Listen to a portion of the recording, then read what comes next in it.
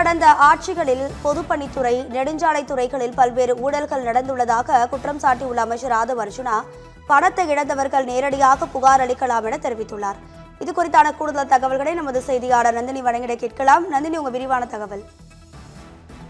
ராதிகா, தமிழ்நாடு அரசின் நிர்வாகம் மிக நேர்மையாகவும் வெளிப்படையுடையும் நடைபெற்று வருவதாக தெரிவித்துள்ள பொதுப்பணி மற்றும் நெடுஞ்சாலைத்துறை அமைச்சர் ஆதவ் அர்ஜுனா, துறை சார்ந்த பணிகளில் ஊழல், முறைகேடு அல்லது விதிமீறல்கள் நடைபெறுவதாக யாருக்கும் தகவல் கிடைத்தால் அது குறித்து பொதுமக்கள் தயக்கமின்றி புகார் தெரிவிக்கலாம் என கூறியுள்ளார்.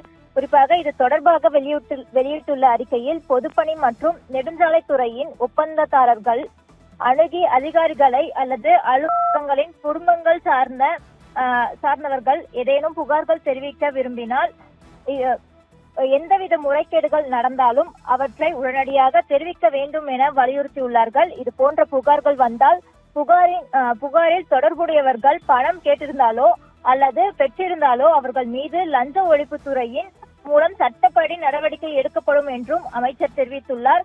குறிப்பாக பொதுமக்கள் மற்றும் ஒப்பந்ததாரர்கள் தங்களது புகார்களை வழங்கப்பட்டுள்ள மின்னஞ்சல் முகவரிக்கு அனுப்பலாம் என்றும், புகார்கள் அடையாளம் ரகசியமாக பாதுகாக்கப்படும் என்றும் அவர் உறுதியளித்துள்ளார்.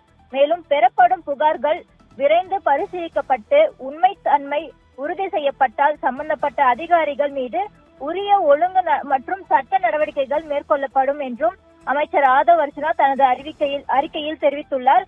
குறிப்பாக பொதுப்பணி மற்றும் நெடுஞ்சாலைத்துறையில் வெளிப்படைத்தன்மை, நேர்மை மற்றும் மக்கள் நம்பிக்கையை மேலும் வலுப்படுத்தும் நோக்கில் இந்த நடவடிக்கை எடுக்கப்பட்டுள்ளதாக அமைச்சர் குறிப்பிட்டுள்ளார். ராதிகா.